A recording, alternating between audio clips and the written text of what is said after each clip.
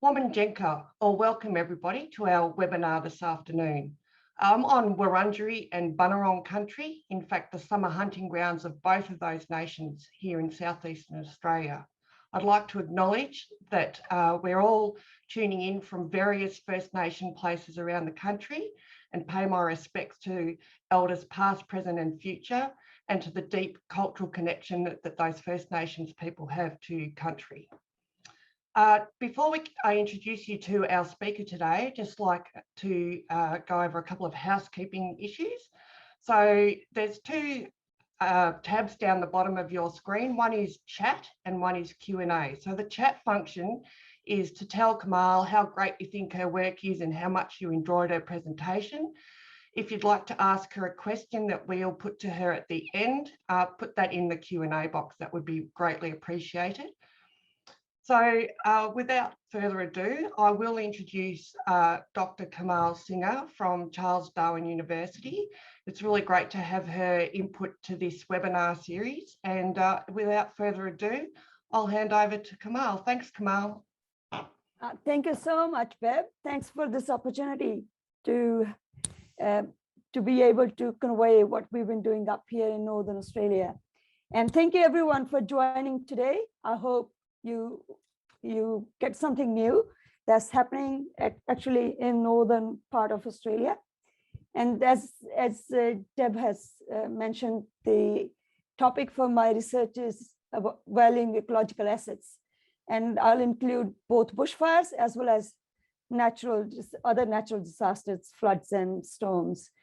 So the losses are related with those things. Before I do any further, I would like to acknowledge the land have been working on at Larrakia Nation for the last 7 years or so, and also all the other Aboriginal people and local communities across the globe that maintain our landscape, and that landscape continue to provide us ecosystem services that we all depend on for our livelihoods. So my big thanks to all those people who help us thrive on this planet Earth. So I'm Kamal, and I work here at Charles Darwin University as senior ecological economist. So ecological economics is a mix of everything: economics, social sciences, and of course, ecology. So I put my contact details up front in case anyone have any questions, feel free to contact me. And this work that I'm going to report here has been funded by Bushfire Natural Hazards CRC. The main theme of our work has been over the last 7 years, this project is finished now, is about building resilience of remote indigenous communities. While doing this work, we came across many questions, but some of the key questions were, what are the costs and what are the losses associated with natural disasters across Northern Australia? And there was no information available that we could use as a basis. And that's what led us to think about why we need to assess natural disaster related losses, and especially environmental losses. And those are critical in the northern context, especially across Northern Australia. How we can assess these losses, that's another big question. As I said, my background is in ecological economics. That helps me to address this quite nicely. I hope you get this out from this presentation. And what are the actual true natural disaster related loss? What is the dollar value of those losses? So I'll provide a case study from the NT that can give you a clear picture. And then what are the solutions, how we proceed from here? And obviously some challenges. So that's a brief outline, but I'll touch the story in a way that we discuss bushfires and then the costs in detail. So as you would know, across Northern Australia, we experience a wide range of natural disasters. You talk about wildfires, they're there every year. Cyclones, almost every year. You can see all across the north being colorful in this map.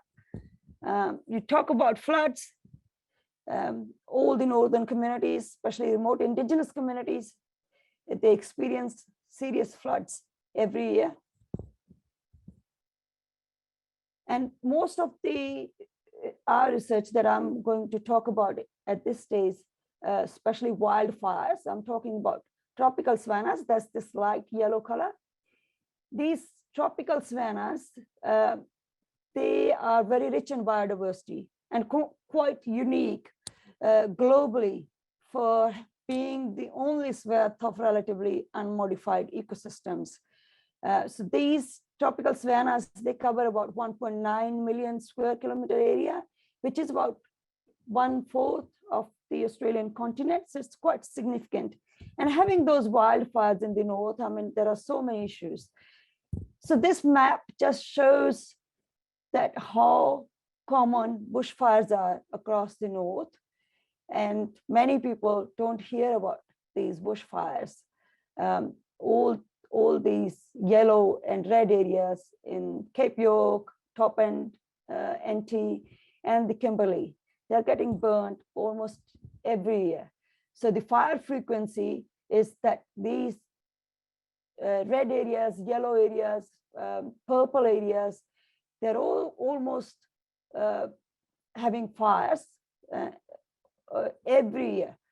So you can see that the natural systems that's all across the north, and the savannas that cover the north, they are destroyed, or they have to reinvent their wheel every year. And why that concerns us? Because when we look at these wildfires, they're hot, they're frequent, and they burn large areas, thousands of square kilometers. And the irony is, when we talk about losses from natural disasters or wildfires in the north, there is zero cost associated with them. When looking at greenhouse gas emissions alone from these wildfires, they're about 16,000 gigatons of greenhouse gas emissions. So this is excluding carbon dioxide. There been that savanna burning methodology that helps to actually mitigate some of these greenhouse gas emissions. So through savanna burning methodology, we got savanna burning projects across the north that mitigate about 7 million tons of greenhouse gas emissions. So which is 1/3 of the total emissions, but still we got a lot to do to manage these wildfires across Northern Australia. What happens having those wildfires in Northern Australia is that we got about 200 Indigenous communities in that savanna country, starting from Broome to Townsville. So the map goes somewhere around here. The mainstream population that's settled either in Broome, Darwin, Cairns, Mackay, and all the coastal cities. So Indigenous communities, they're mostly dispersed all across the landscape. And having those communities, they also have their cultural assets embedded in this landscape. So having those wildfires every year, you can imagine that this brings a lot of emotional toll to these communities, loss of their cultural assets. So it directly impacts on people's well-being. But these losses have never been accounted for. And that's the exercise we did for the Northern Territory that I'm going to report here. So in Northern Territory, we look at their total population is about 250,000 people, mostly in Darwin, some in Alice Springs, Katherine, and little other towns like Tennant Creek. This population, although has increased due to COVID, many people from down south has moved to the NT as well. But Indigenous population comprises about 30% of that total population. And they are spread across 96 major and minor communities, along with more than 500 outstations. So compared to 5-7 towns where mainstream population is located, Indigenous population is located around 100 different locations across the landscape. So there are 20 coastal communities just in the top end of the NT that experience floods, cyclones, bushfires throughout the year.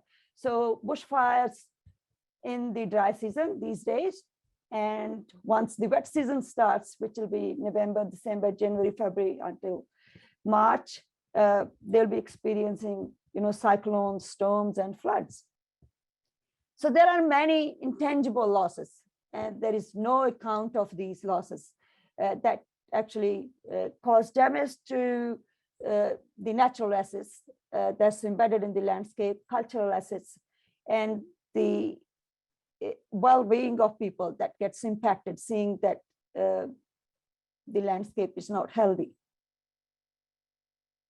So when we look at bushfires across the NT, again, the yellow and red areas, that's where bushfires occur almost every year. You can see lots of little rivers here. You can imagine those communities, they often got cut off from the major cities. They're already remotely located, somewhere between 300 to 900 or 1,000 kilometers away from a city like Darwin. And these kind of roads, they get flooded every year.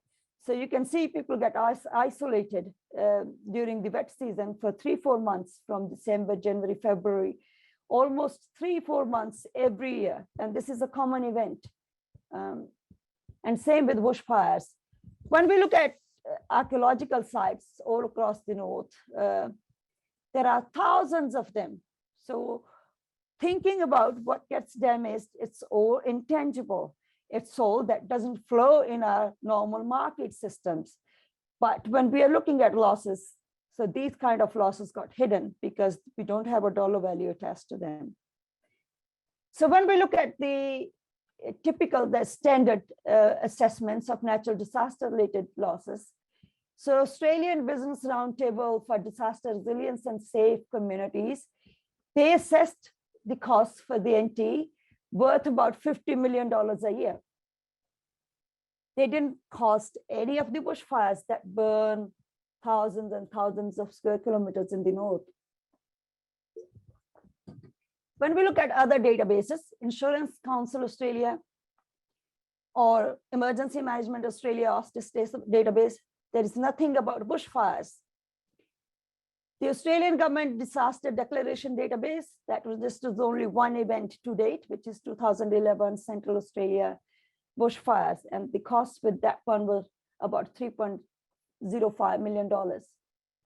So this is looking at the Australian Disaster Declaration Database. You can see all the cyclones, but none of the bushfires got reported there.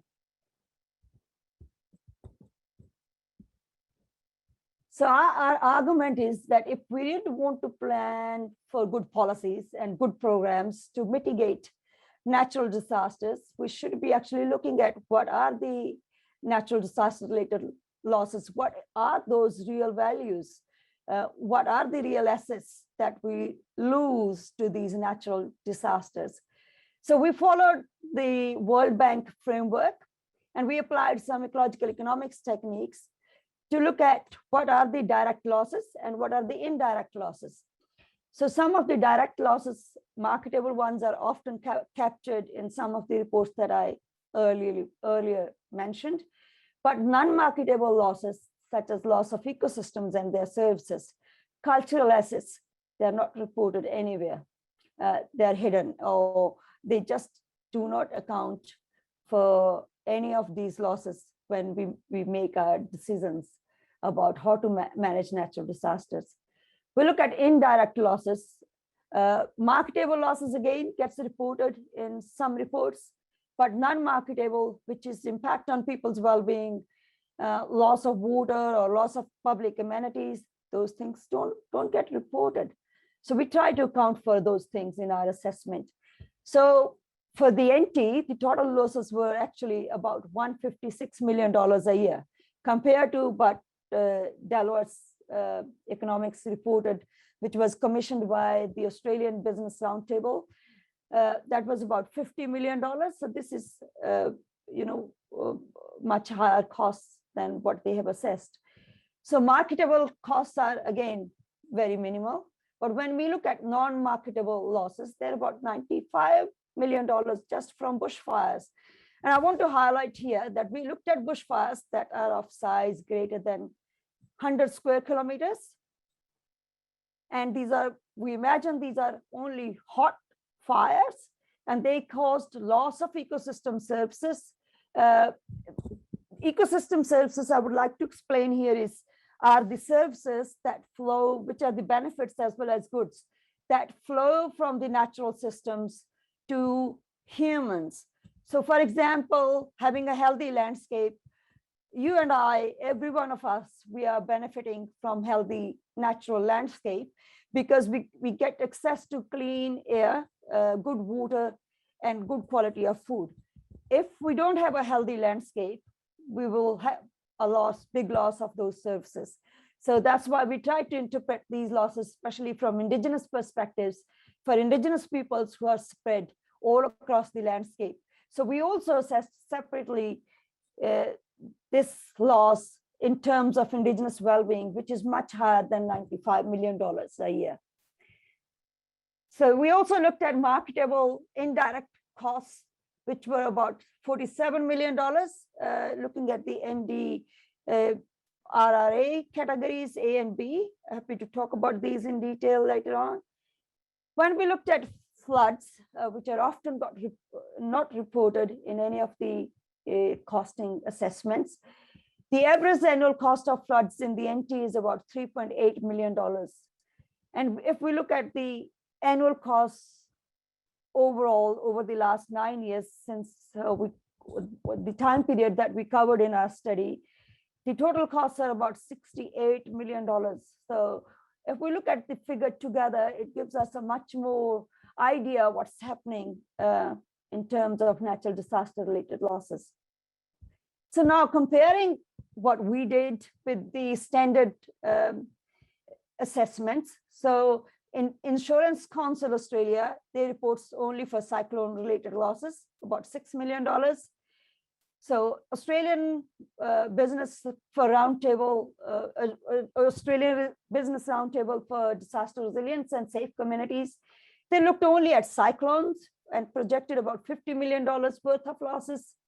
If we look at natural disaster related relief and recovery arrangements related expenses, that's about 20 million. Bushfire related losses in terms of ecosystem services, they were worth about $95 million. If we look at single flooding event, that's about $3.3 million. And altogether over the last average, it's about $7.8 million. So the total costs, if we account for cyclones, bushfires, and floods, they're worth about $156 million just for the NT.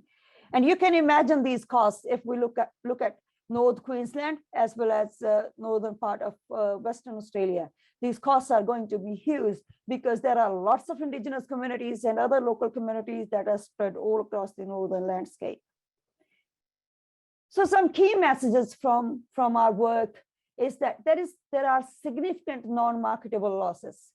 And I want to highlight these losses, which I call ecosystem services related losses, they impact not only those remote communities living in those areas, but many of us as well. We all experience, poor quality air. We all experience soil erosion. We all know that the good soils get flooded into rivers and streams. So indirectly, all our agricultural systems, farming systems, they also get very much prone to these natural disasters if the wildfires are not well managed. So the losses in terms of people's well-being are huge that we should be considering very seriously. As many people say, we can quite often live without diamonds and many other things, but we can't live without water, without good air. So we should be starting valuing these nature services, which are critical for our living on this planet. There are several frequent and minor events. Each event can cost between $1 to $4 million a year. And we should be actually listing these in our national databases. At the moment, none of these are reported. Other serious omission is that in any of those national databases, we don't assess the losses which are costing less than $10 million. They are not accounted for in any of those natural disaster related loss assessments. If we look at these events in the north, they're quite frequent, especially flooding. And if each and every event is costing, say there are 10 events across Northern Australia. So if each event is costing about $10 million, we are already losing $100 million across the North. So it's a huge cost. We should be starting thinking about how to incorporate these in our assessments so we can have better policy decisions. We can have better future emergency management programs that are much more holistic than just thinking about these major events.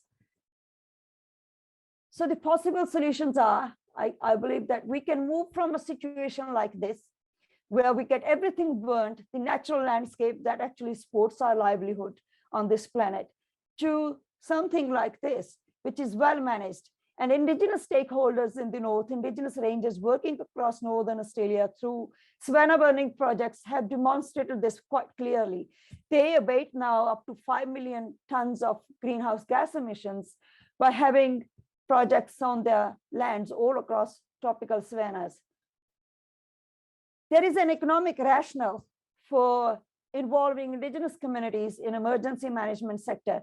When we look at the cost savings in terms of enhancing people's welfare, in terms of enhancing their self-respect, reducing domestic violence and incarceration related costs, just for the NT, employing 2 people part-time in Indigenous communities where population is more than 100 people per community, the cost savings are worth about $30 million a year. And if we look these cost savings across Northern Australia, it's going to be more than $100 million a year. So why don't we move involving communities? So this is I'm just focusing on Indigenous communities here. Probably it's going to be the same for involving local communities all across Australia in emergency management sector, where these cost savings could be huge. What it needs is collaborations between emergency management agencies and the local communities, Indigenous communities, and the stakeholders understanding their perspective. And in Northern Australia, we've been quite fortunate that we've been able to have, one is that we don't have serious COVID situation as it's happening in southern parts of Australia.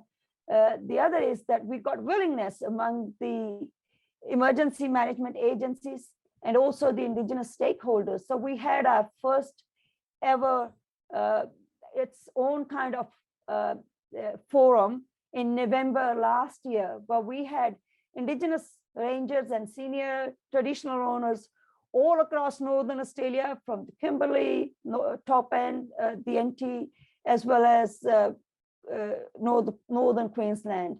And we have all the major emergency management agencies represented in that forum. And we had first time ever that dialogue between the 2 parties happening together, thinking what is emergency management from emergency agencies perspective, and what are the emergencies from Indigenous stakeholders perspective.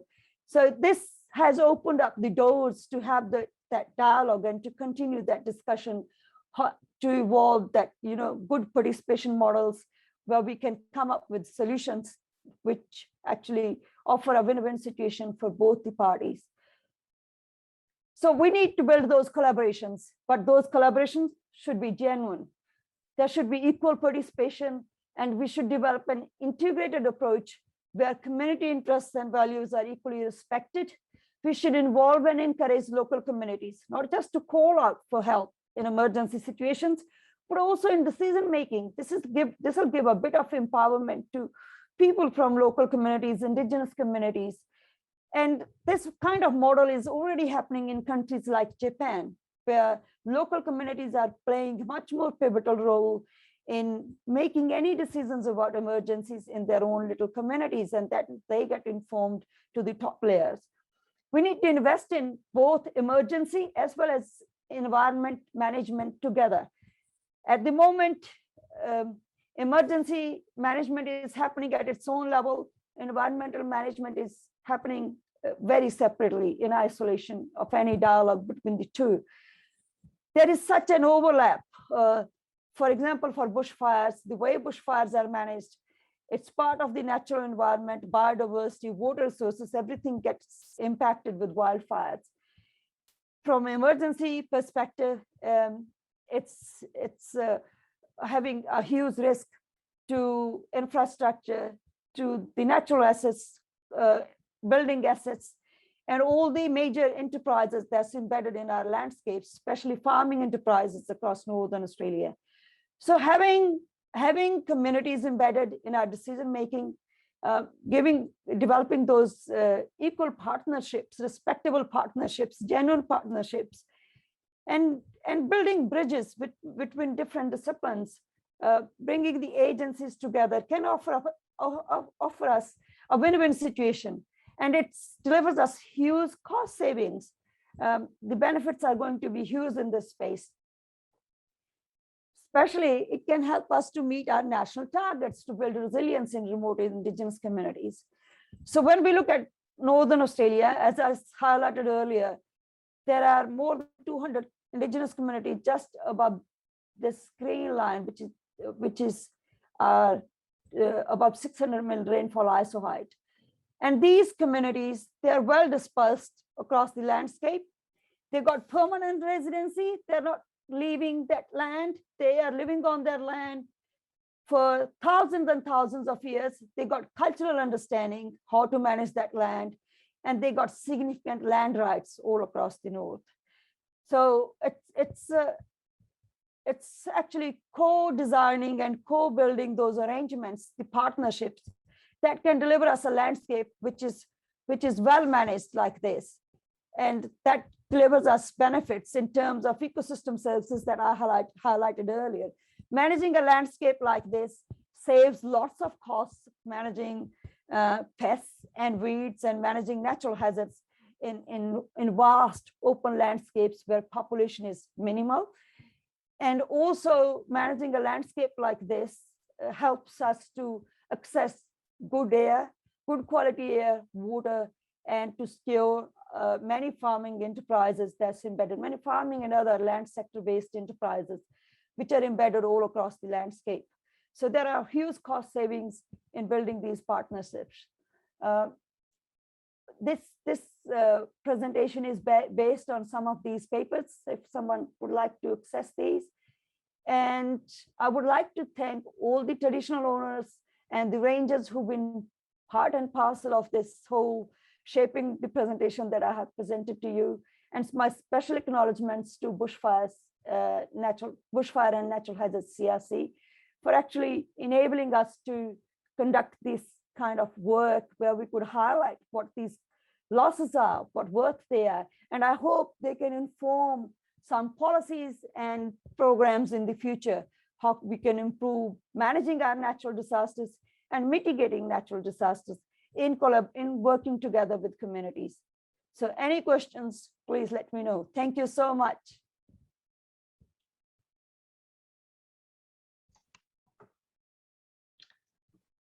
Thanks so much, Kamal. That is so interesting and really dense, a lot of information and different tangents about ecological loss and also cultural loss in the Northern Territory.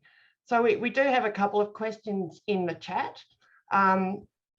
Two of them from Martin and Anonymous are wanting about how we can replicate your study in other parts of Australia. So can you replicate it in Central Australia or in Southeast Australia, where we've got a sort of different population distribution and a much I don't want to say lower Indigenous population, but they're not as connected to country down here as they are up north. So the methodology that you used in that economic assessment, is that replicable anywhere in Australia, and can people access that methodology?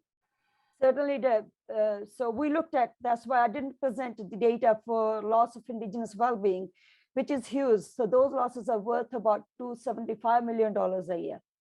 So I just reported ecosystem services related losses, which actually can be replicated anywhere in Australia. And it's relating to anyone, you and me, because at the moment, we are not valuing what the natural systems are delivering to us. If we don't manage, imagine a landscape that's burned of natural vegetation, and then we realize not just the aesthetic value of the landscape, but we don't get good quality air. And those kind of things will have already been realized when we had bushfires down south. So I think people are realizing these values. There was such a hue and cry about the animals that got burnt, about the bad quality of air. I think were about 4,000, 5,000 people who were hospitalized because of asthma and all that. So there is a cost, because those people have to attend to the hospital, and there is a cost to the hospital services, that medical services that they get. So certainly we can estimate those costs. And once we get them, then we fully understand, how we can manage these kind of natural disasters, which are actually causing a huge loss than what we are understanding currently. Thank you for asking that question.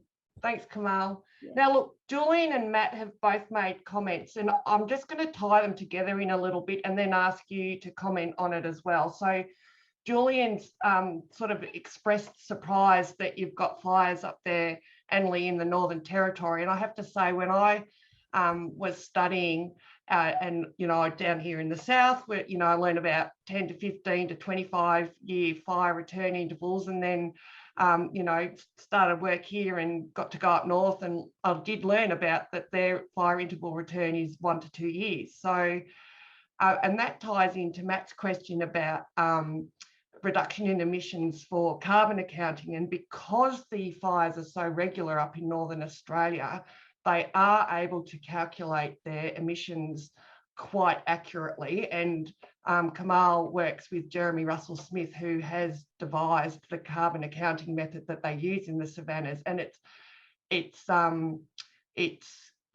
been quite beneficial to Indigenous communities up there, because what they do now is they burn more in the early dry season, so there's less smoke and less carbon emissions, and so that's how they're implementing on-ground works and building up ranger capacity across Northern Australia. It's really inspiring to see. So, and as Brad said, he put the link in the chat box.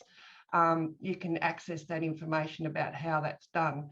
Doing it in Southern Australia is a little difficult because we don't have such a regular return on our fires, and so estimating or calculating the reduction in emissions is a little tricky. There's researchers who are working on it, but they haven't quite got there yet. So anyway, I just thought I'd answer those two questions at once because they tied in nicely. But Kamal, did you want to make any comment on that as well? Sure. Certainly that the carbon projects in the north, especially there's above 600 mil rainfall ISO height, which covers 1.2 million square kilometer area, not 1.9, the tropical savannas. So that has helped to mitigate greenhouse gas emissions. So again, this is a very much market or business perspective, because the Australian government, after signing Kyoto Protocol, came under a bit of pressure that we need to mitigate greenhouse gas emissions. And tropical savannas, they contribute in Australia about 3 to 4% of total emissions. So we looked at one service because of that pressure and because the world is starting looking at greenhouse gas emissions. But there are many other services that gets compromised. So for example, for Indigenous people, it's also their bush food and bush medicine. They can't access when the landscape is burned. And there are many other things, the cultural sites all across the north that gets damaged. And the same way for people down south, not just Indigenous people, any local communities, many of us have got those values for the natural, landscapes, whether you go to a national park or whether you go to any particular place or particular coast area, coastal area, or for recreation, or everyone needs that. And we just don't want to expand ourselves until the market compels us.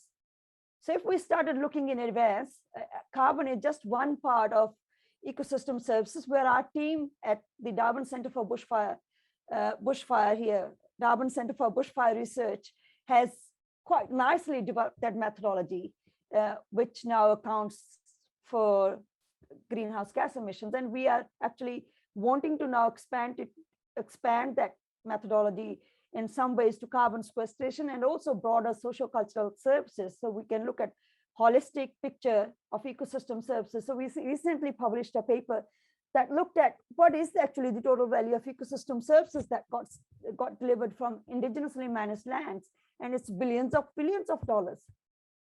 So slowly the market will get there to start understanding that we should be actually looking at the bigger picture.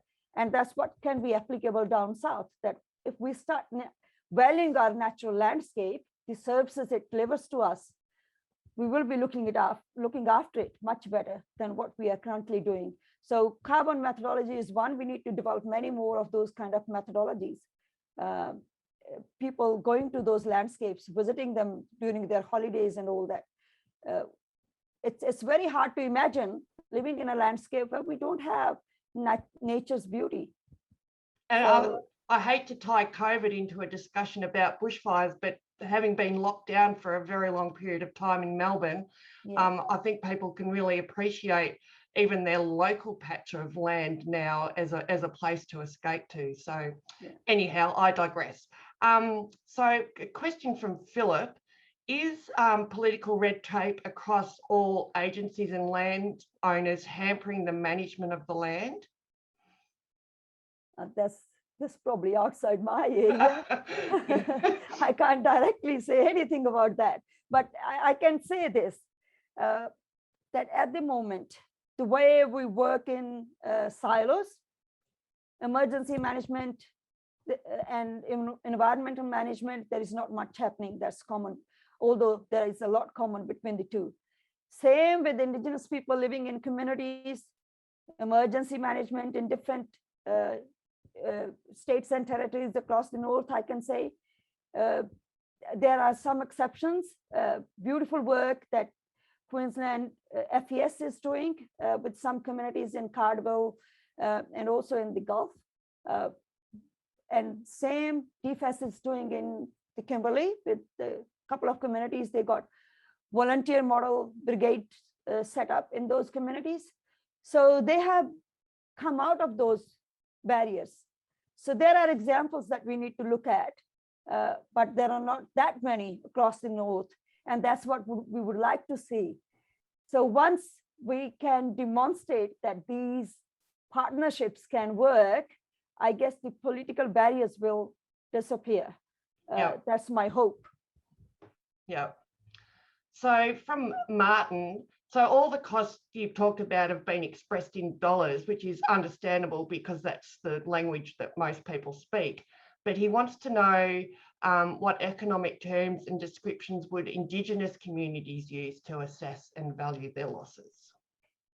Yeah, so this is pretty much, you're right, Martin, this is pretty much from overall perspective. So if we look at, we did look at well-being losses in terms of welfare cost savings. So it's one of the paper that I sent in one of the last slides. So that shows that those costs are quite high, actually, more than double what I presented here just for the NT.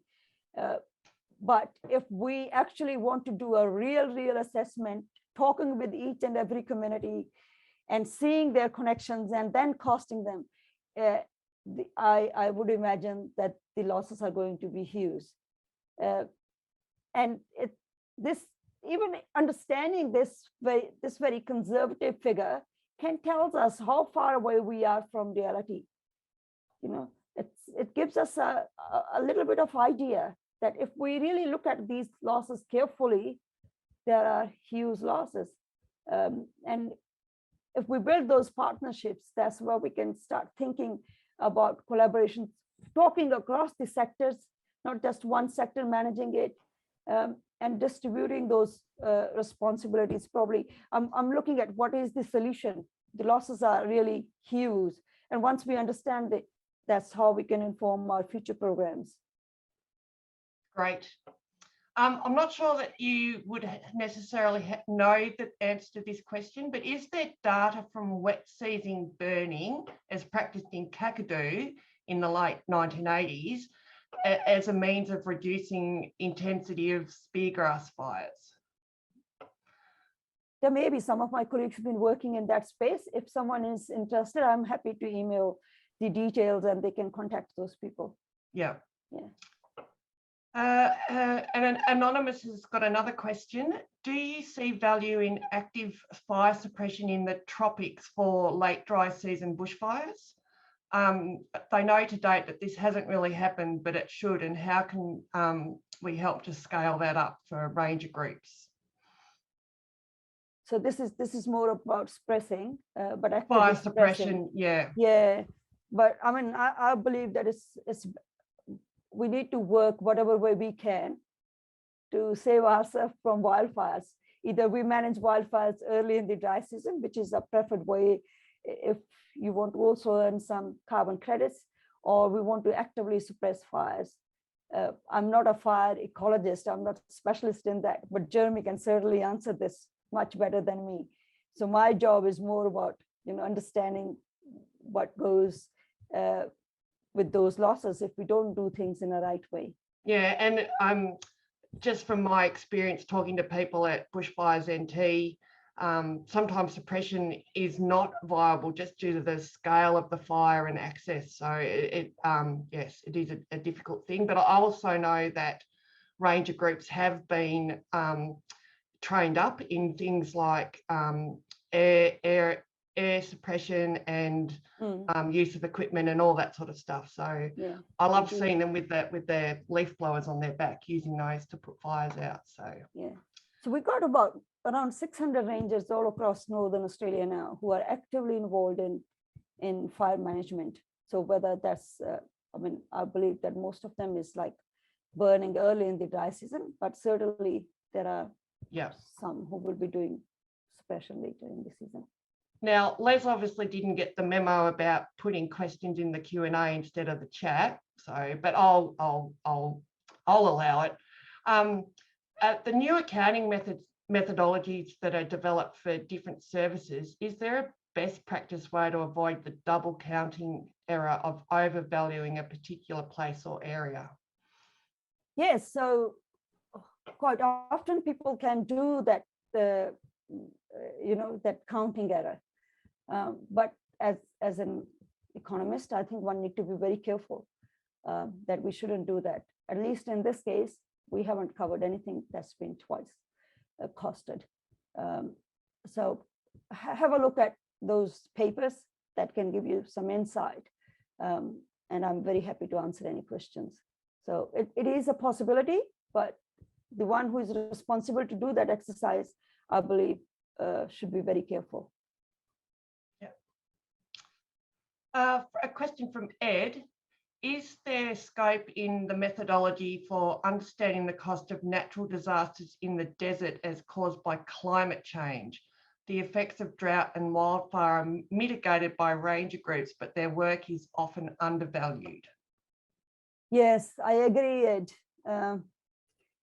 And at the moment, like our team is working with 10 deserts and to work out this methodology about carbon sequestration. So some of them may be online here, but that methodology is in progress. And as I'm saying, if we expand this carbon kind of methodology to ecosystem services methodology, where we know that those people managing the landscape are delivering us broader range of services, it's not just mitigating greenhouse gas emissions, it's also about managing that vast landscape where human population is very sparse and saving us from those wildfire events that happen probably once in 10 years or so. When it burns, then everything. So rather than getting it burnt, but saving it, and keep it going. And also the water resources. So if we look after our landscape in a bit more holistic way, it delivers us services, and it's us to think about beyond just managing it for climate change. So it's thinking that how that landscape is linking to our own well-being, because we can survive any other things, but we can't survive without water, without food, and without air. So once we started attaching ourselves to that what we get out of this landscape, the nature services, then we will certainly start revamping our economic frameworks. And that's where we will start looking at the role of those people living in that landscape, how to value that. how to help them to continue those. And that's the argument through my research. That's the area I work in, that we need to look at the bigger picture. Yeah. The questions are rolling in here, Kamal. Sure. From Charles, have you considered using the system of environmental economic accounting, which is a UN-administered international framework? Have you looked at that? I know about that framework, but it doesn't suit the way we wanted to do it for natural disaster-related losses. Yeah, I'm well aware of that framework. Yeah. A question from Tony: how can the research be used to influence government and land councils and other stakeholders to work more inclusively? Thanks, Tony. So this is, they've been partnered in our workshops. They've been actually pioneers in this space to build partnerships with the indigenous rangers in the Gulf country, in Queensland, and also in Cardwell. So you guys know this more than anyone else, how to influence government and land councils. I believe understanding the real costs may help people to think about what we lose through natural disasters, and offering some solutions, working with people. How much cost savings are there for the government to change their way of working, to think differently. So this is time to transition, to work with people and save the costs. So ultimately, whether it's NDRRA related money or it's the losses, the money comes from public, it's taxpayers' money. Why don't we work together and save it? And if we convince the government in that way, I hope there are ways. There's definitely a shift, I think, towards community resilience and working together on and reducing risk. I think I've sort of seen a paradigm shift, but I'm in the space a lot more, so I might be a bit biased on my thinking there. A question from Philip: did you research and collect data on the total evacuation of communities each year during the fires, and are the same locations always having to evacuate year on year? No, not because of fires they get evacuated, but mostly because of floods. So we had that hard data from the emergency management agencies. So we got data from them rather than ourselves getting that data. So if we include all those costs, like as I said, just those hard figures are worth about $3.8 million per event for each community, And you can imagine, if we consider the cost of loss of well-being for people living in that community, and the loss of their emotional well-being and all that, the costs are going to be huge. And just in the top end, in the NT, there are about 20 communities, and many of them get cut off for 3-4 months. So it's a huge cost, and often we don't account for these costs. One is that they are less than $10 million. The other is that that's a minor event. Yeah.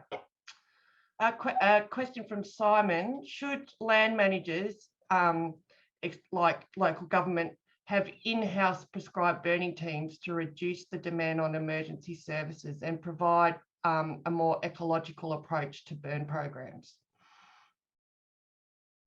I believe that's a good idea, Simon. Whatever way those collaborations could work, I would go for it. Yeah, it's working out those ways. How can we work together and actually save these natural assets for all of us? And that will benefit everyone, all the organizations, people living in that landscape, and people living away from that landscape. We all need good air, we all need good water. I know there are some councils scattered around Victoria, and there's some in New South Wales. Quite a few in WA have that responsibility. So it's just building up that capacity, and maybe the Centre of Excellence has a place to play in some of that. So yeah, and I believe in that space, even involving local communities, just releasing some of the hard regulations that emergency departments have put in place. It'll help community immensely, and it'll help emergency management departments immensely to work together to understand what communities value the most. this is about indigenous as well as any local communities, small towns. Once people are part of that decision making, they feel a lot more empowered, and they can do a lot more, to help each other than just coming it one-sided. So Yes. it's a win-win situation. It is indeed. So, and Philip has made a comment. He said, I can answer that yes, but political red tape prevents it, ...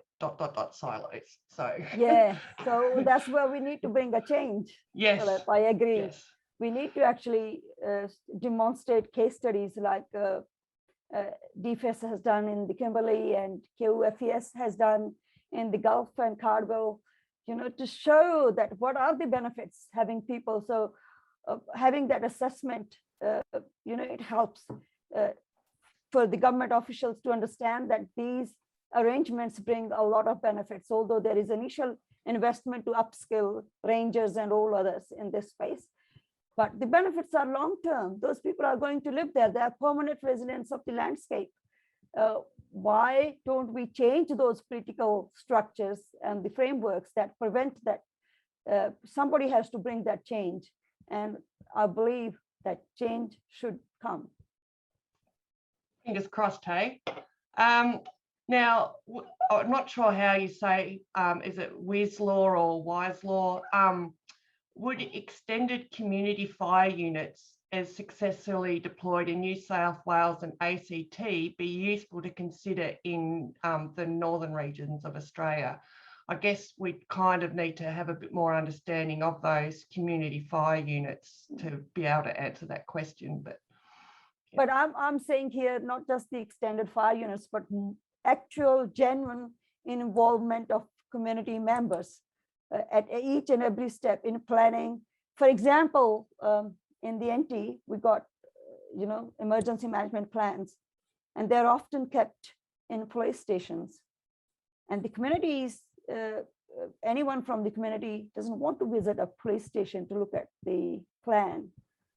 So having communities involved right from the beginning, it's a different process. It's about co-designing with the communities. I'm not a social scientist, but I can say that it can deliver really very different kind of way of working together.